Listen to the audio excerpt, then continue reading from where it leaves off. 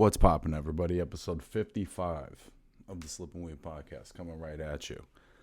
A lot to talk about this week. A couple of fights from this past weekend I want to talk about for a bit. Munguia versus Ballard, Khan versus Brook, Linares versus Abdullaev. And also later in the show, I'm going to talk to my guest, Suray Mahmutovic.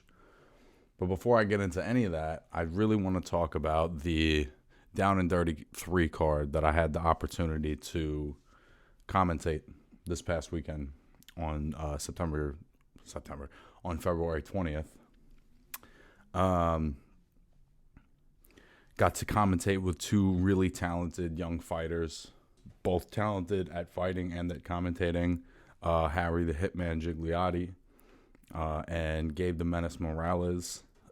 Shout out to those guys. It was a really great experience. Shout out to Mike Reyes, who really just put on like an awesome show. The man was doing absolutely fucking everything, to build in the ring, to hanging lights.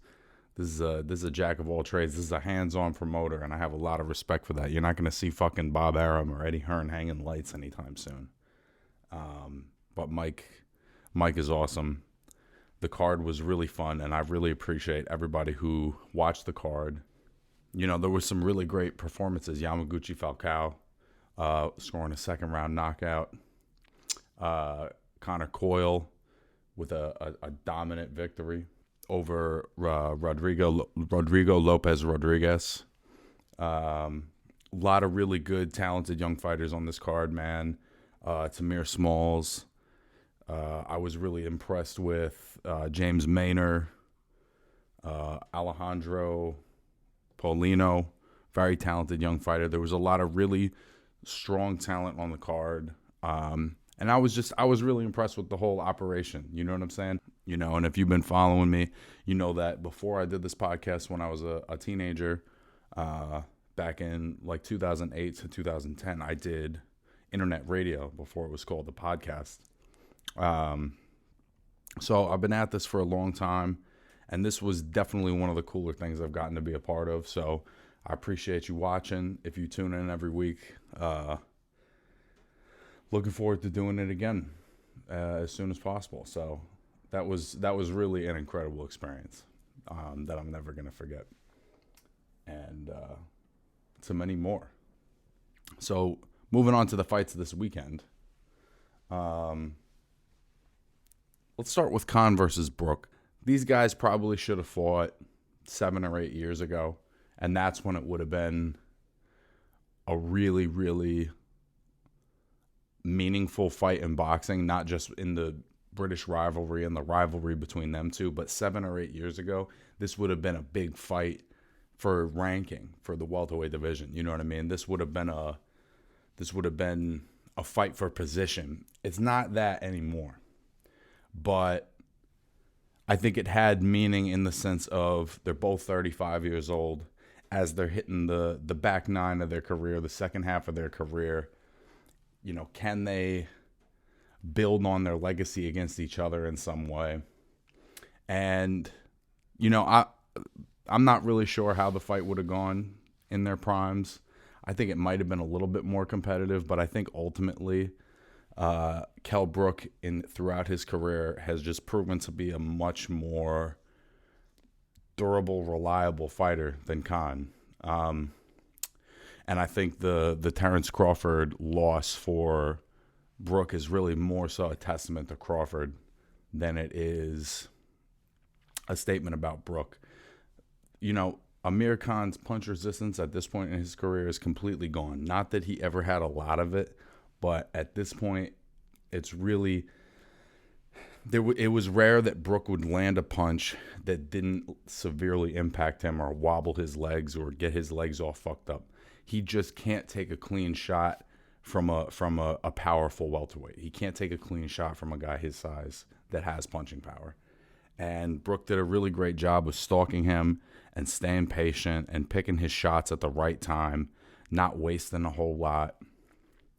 You know, every time Amir would try to come in with one of those flurries, Kell would time him perfectly. And he just kind of had the perfect game plan, and Amir really didn't have a plan B. And I think once his legs got shook, they were shook for the rest of the fight. I think that, Amir's been stopped 5 times, but he's been knocked out cold 3 times. You know what I mean? Like, he's been leveled 3 times in his career. And I just think that for as good of a career as he's had, and for as exceptional as his talent was at one time, he's always had a hard time taking a shot. And I think the more times you get knocked out, it's like any injury. If you injure something over and over and over again, you may heal in between every time, but overall you're still going to be more vulnerable in that part of your body. You know what I mean? I think that's Amir's chin. Like, I really don't think his nervous system can react to punches anymore. And particularly from a strong guy like Kell Brook. As for Kell Brook, he's a guy that at welterweight, I think it was really hard for him to get fights against top-notch guys until he lost to Triple G. And then I think he got placed into the B-side role against other elite welterweights, Spence, Crawford, which I don't know if that's fair to his talent, but that's just what happened. He chose to do the Golovkin fight, which was a ballsy fucking move. Same way Khan taking on Canelo was a ballsy move. It was ballsy for Brook to take on Golovkin, much bigger and stronger than him. He broke his orbital bone in that fight. That was a brutal fight. The win over Sean Porter, he's had some great moments in his career, but I don't know that he's been given as many opportunities and as many second chances to be the star of the show that Amir Khan has had. So this is a great win for Kell Brook. I'm sure it's probably the best feeling win of his career, maybe other than the Porter fight, but this one might feel the best. You know what I'm saying? Because of the rivalry, because of their history. So I'm not sure what's next for Kell, but I think that Kell Brook is a tough night out for anybody at 147 and 154.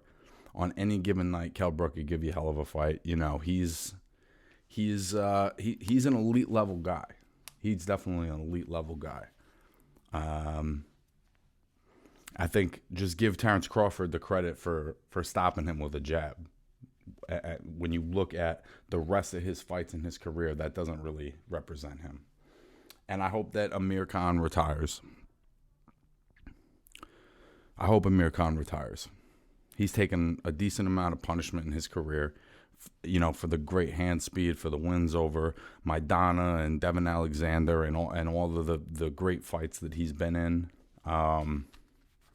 He's just been knocked out a lot. He's been hit a lot. He's always had big, kind of blaring defensive flaws that he's never fixed. So I hope he hangs him up. It's been a hell of a career. Not exactly the one I think that I personally thought he would have had. I thought he would have reached a different level when he was young. But he had a great career, and I think it's time to hang him up for his own safety. In a similar situation, Jorge Linares being stopped in the 12th round by Zaur Abdullaev. This was a really good fight. The first half of the fight, Linares, I felt, controlled most of the rounds with his jab, with his fast combinations. And as has happened before in Linares fights, he kind of faded in the back half of the fight. And Abdullaev stopped him in the 12th round. And I think it was a good stoppage. Linares had kind of hit the end of the road by that 12th round. And he's in a similar spot to Amir Khan. It's not exactly the same, but he's in a similar spot. Khan is somebody who at this point can't take a shot at all. But I think Linares has always had this thing where he's, generally speaking, going to be the more talented boxer with whoever he's in the ring with. But he doesn't have like the physical durability that some guys with lesser talent have. And so he loses to those guys. Now, Abdullaev is a very talented guy. He did a good job, particularly after like round 6 or 7, cutting off the ring, making the ring small, making Linares kind of squirm a little bit, and started tagging him up cleaner and it was a good stoppage. And he's a good fighter. But I think that athletically and as a boxer, particularly if you watch the first 6-7 rounds, Linares is the more talented boxer, the more coordinated guy, the faster hands. But he's always kind of had this problem in his career where at the very elite level where guys are super technical boxers, like he can hang in with those guys because they're not applying, like Lomachenko, they're not or Luke Campbell, they're not applying as much physical pressure because they're thinking. But guys that really press him eventually are able to break him down a lot of the time. I don't know that, Linares still has a lot of skills. He still has a lot of skills. But I think at 36, with, he's 47-7. That's 54 fights. It's a long career. He's been around for 15, 16 years. He may also be coming to the end of the road. I don't think this performance was as bad as Khan's performance, and particularly in context with the fact that Abdullaev is much younger than he is, had much less fights. You could just see he had that youthful enthusiasm to him as he stepped into Jorge. You know what I mean? I was definitely bummed about this. I was at Linares and Lomachenko. Linares has been one of my favorites for a long time. I love his hand speed. I just like watching him fight. He's an entertaining guy. He's proven more vulnerable than his skills might let on that he is. And I think in some ways that's kind of made him maybe a little more endearing because it's not just a given that he's going to fucking dominate. So I don't know if it's the end of the road for him. He might have more juice left in the tank than Khan. And if he's, but it may be getting to be that time. I'm not sure. And then the last one I want to talk about is Jaime Munguia stopping D'Mitrius Ballard in the third round. I'm not terribly surprised by this. I don't have that much knowledge of Ballard. I saw his last fight prior to this. Wasn't overly impressed, but he's a good fighter. I think for Munguia, still being a young guy, 25, 26 years old, this is like a stay busy fight, right? Against a good, solid fighter. Like Sergio Martinez had a lot of these kind of fights.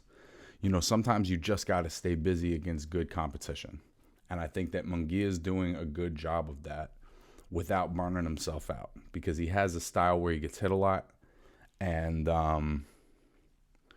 that's still going to be a problem for him at the higher level. But I think it is good that he stays busy and that he doesn't fight slouches when he stays busy. And this was a very dominant win against a very good fighter. I do feel like he gets a hair better every time he gets in the ring, which is really all you can expect, that a guy improves and take notes. And but this is a lateral move from Munguia, in my opinion. This is a lateral move.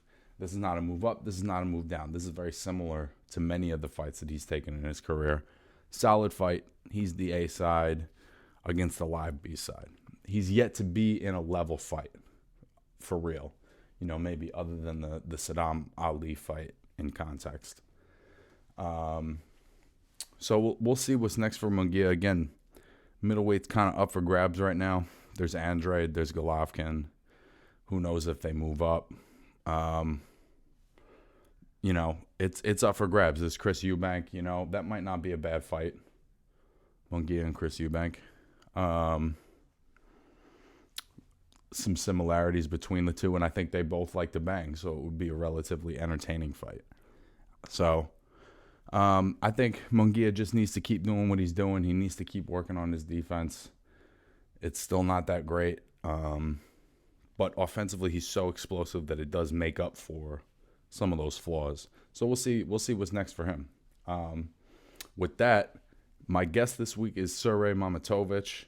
He was supposed to be on this card that I was commentating, the Down and Dirty card, and he suffered an injury before the fight and was not able to participate. So this week I had a couple minutes to catch up with him, and we talk about that, when he's going to be back in the ring, his career, and all that. And I hope you enjoy our conversation.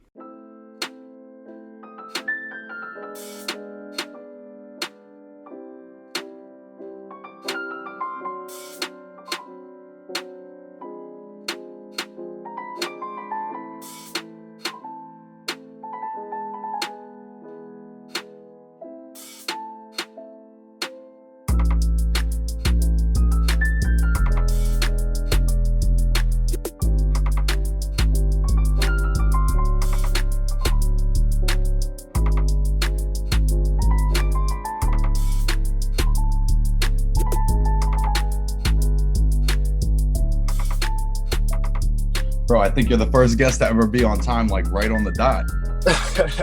Yeah, I was just waiting for it to hit 12 o'clock.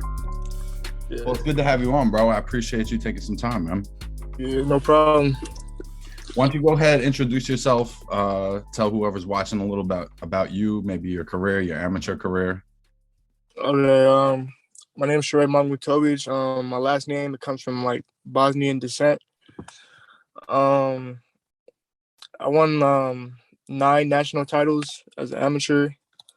Out of those 9, one of them included winning the national title in Puerto Rico.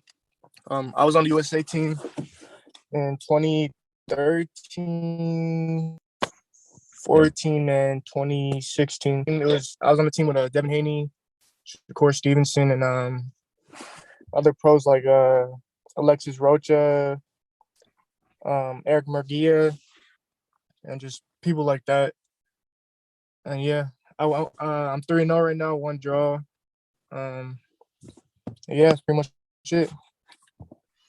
That's what's up, bro. So I was going to ask you, actually, I know you were supposed to be on this card this past weekend in Boston, but Otis was telling me you had some kind of injury.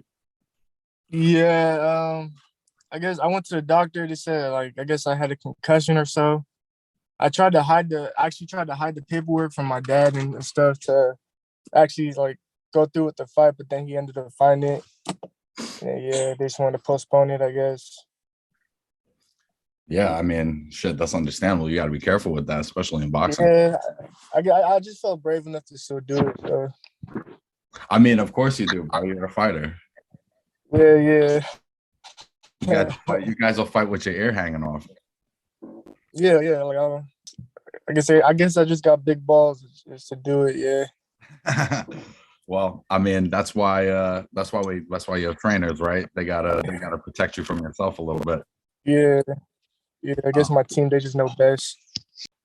How old were you start fighting? I believe I was like a baby or so. My dad, he was a pro boxer, so he had me basically fighting ever since I was born. And I had my first fight, I was probably like 9, 10, something like that. Your pops was a fighter? Yeah. Was he a pro also? Yeah, he went pro and everything, yeah. So is he still training you? Yeah, he's still my trainer. He's at the gym with me every day. That's awesome. Yeah. Family business. Yeah, exactly, yeah. I was gonna ask you as well about your last fight. What was that guy's name? Chino. What was his name? Chino Hill. What was your feeling about that fight? That was the first time you went 4 rounds. How did you feel about that? Did you feel like you won? Oh yeah, I felt like I won that knockdown, and obviously it made things a little closer. But I feel like I won the first round, second round. I believe I got knocked down in the 3rd round, and the 4th round. I believe I won 3 rounds out of the 4. Right, and I was looking at the scores, and 2 of them were like 38-38, and I was like, how do you even get that score with a knockdown? Yeah. It was a close fight, but I actually asked him like right after the fight, like we got to run it back, and then they're saying yeah, let's do it, and then like I guess like a week later or so they're saying I got to come down to 168. So I guess we're still in negotiations with that. Hopefully in the future we get that fight back.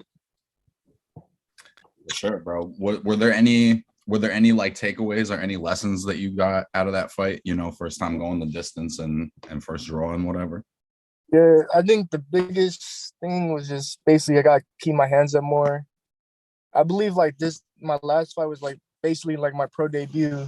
It feels like because my first 3 fights were in Mexico and you know how it is out there. Like it's really no competition out there. So I feel like my last fight was my first pro fight, and like I actually got hit.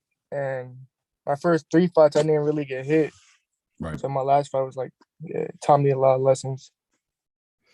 It was a great fight too, man. I mean, you got a really nice explosive style. You know what I mean? Smart. I definitely thought you won the fight.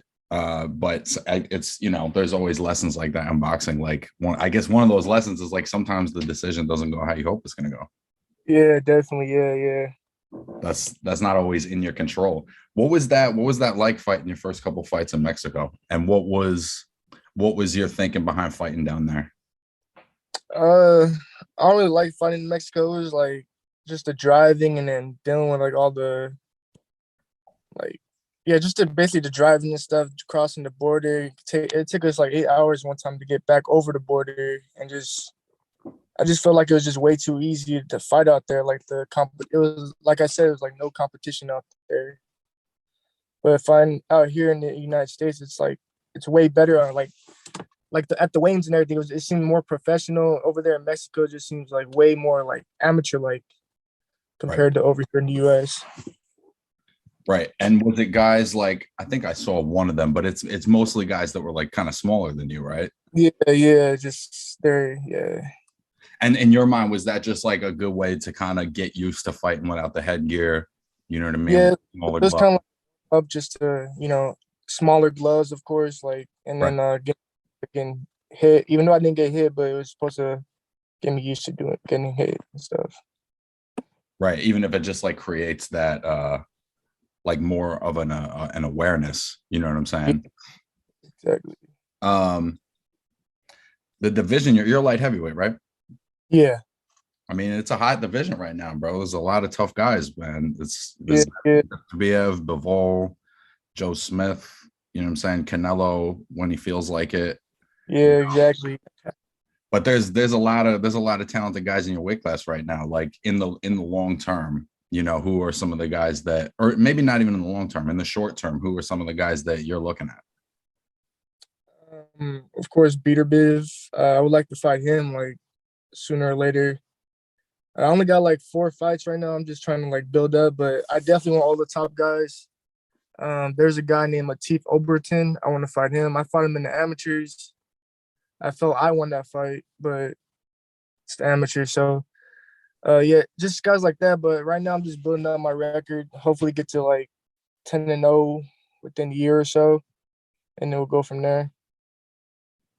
Yeah, I mean, do you think that at any point you would change weight classes, like move up or down? Would you go up to cruiserweight or down to super middle? Could you make 168? 160. I think maybe I could probably make 168, but right now I'm just slowly going down. Last fight weighed in at 173, so that's only like about 5 pounds away. But maybe in a couple of years or so, probably like 5 years, I'll probably go up to cruiserweight. How tall are you? I'm about 6'4", 6'5" right now. Yeah, bro. Yeah, you definitely have the frame to move up to cruiserweight for sure. Yeah, but I have the advantage at light heavyweight right now. So, Do you have to? Is it like is it still a grind for you to make weight, or you're still at the point where it's not that hard? it's not too bad to make weight. Last fight I made it fairly easy. So it's fine. I fought, like I said, I weighed in at 173 when my weight limit is 175. Right. Well, yeah, then it's good to have that size advantage if you're not fucking killing yourself to get it, Yeah. A lot of guys fucking cut so much weight that it stops being an advantage. Yeah, a lot of people they just don't eat. Like last fight, I was able to eat whatever I want. Like I think I ate like Wingstop the week prior. It was wild because the other day out for this card, I was at for the down and dirty card. I was at the weigh-in, and I'd never been to a weigh-in in person, and it was really wild. I've never seen guys like right at the end of the weight cut, like we're about to get on the scale, and it was so crazy, bro. Like just seeing everybody so hungry. They're like, "Can I weigh in first? I'm ready to eat. I'm ready to drink something." Like everybody's so fucking over it. It's awesome. Everybody has a bad attitude and everything. Yeah, everyone's just like a little bit crabby. Did you get to watch any of the fights last night? Either the Munguia Ballard or Kell Brook? Nah, I didn't get to catch the fight. I just seen like the highlights of the Kell Brook fight. I guess he ended up stopping Amir Khan in the 6th round, right? Yeah, he stopped him in the 6th. I guess I'm not like that surprised. I kind of thought Kell was going to win that fight. Yeah. I think Amir Khan, he's pretty much he should probably retire at this point. I think he's done with the sport. I think it's probably getting to be at that point. Like he definitely had his day between like 09 and 2014 or whatever, but it does. Yeah, It's like anytime he fights another elite guy at this point, it feels like he gets stopped. he ends up getting knocked out or something like that. Yeah. Yeah. And who are some of your favorite fighters coming up, or who's some of your favorite fighters now? I want to say I really have a favorite fighter right now, but I kind of like fighters like David Benavidez. I used to like Andre Ward when he was fighting, and then Bernard Hopkins, Roy Jones Jr. I guess one of my like one fighter I kind of like right now is just I guess David Benavidez. Yeah, because he throws a lot of punches. He's powerful. He's got a lot of speed. yeah. His flurry combinations, he's got like some of the fastest hands when he puts together like a flurry. Yeah, he's somebody I always watch on YouTube, like his sparring and his fights. Yeah, he's a very talented guy. Do you think? I mean, is that somebody in the future you might be interested in fighting? Yeah, of course. Yeah, I would love to fight David Benavidez, like, because I kind of like, I guess I want to say looked up to, but I watched a lot of him, like, on YouTube, like, as I was, like, transitioning to become a pro. Yeah, that would be kind of like a dream fight. Yeah. What do you think? Like, how would you approach a fight like that with somebody that fast? Like my game plan, you would say. Yeah. I guess I would just try to like come out and see what he got at first, and then I think I would definitely go to the body. I don't know how he takes body shots, but he doesn't look like body a lot if I were to fight him. Right. Yeah, try to at least slow his pace down or slow his hands down. Yeah. Do you have any idea like when you're going to be back in the ring from the concussion? From when my management team, they said I believe April, May or something like that. Hopefully I could get the same guy because I don't want him to like miss out on the ass whooping, you know. So hopefully I get him and yeah. Who's the opponent? I forget his name, but I think his first name was like Felix or something like that. Felix Montenegro or something like that. He has like 50-ish fights. Oh wow. And he has a winning record too, so it's a good little step up. That's a big experience gap too. Yeah. Be able to fight somebody who's seeing like different looks, you know what I mean? Yeah, I believe he fought for a world title a few times too, so good experience. Hell yeah, bro. So that's gonna be sometime in April or May. Yeah. I guess what's your in your mind, what's your timeline? Like if everything went exactly as you wanted it to in your career, how would it go? Well, I want to be a champion by next year, at least end of next year or so. I want to be a champion.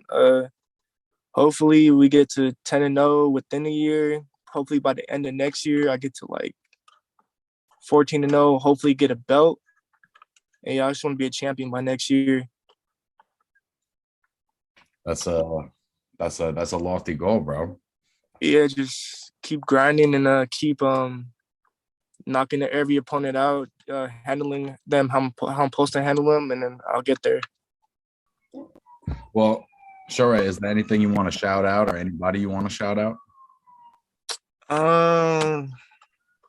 Not really. Just I want to shout out my management team for basically getting me a fight as quick as possible. Giving me that step up fight with the Felix. Hopefully we could do it again, or hopefully they could give me the same fight in a couple months. And just everybody just follow me on Instagram, Sugar Suray. Yeah. Well, Suray, I really appreciate your time, my friend, and hopefully when you get a little closer to the fight, let me know when you're in camp or whatever, and we'll do this again. Yeah, for sure. Definitely. Thank you. All right, my friend. It was good to meet you. All right. Nice meeting you.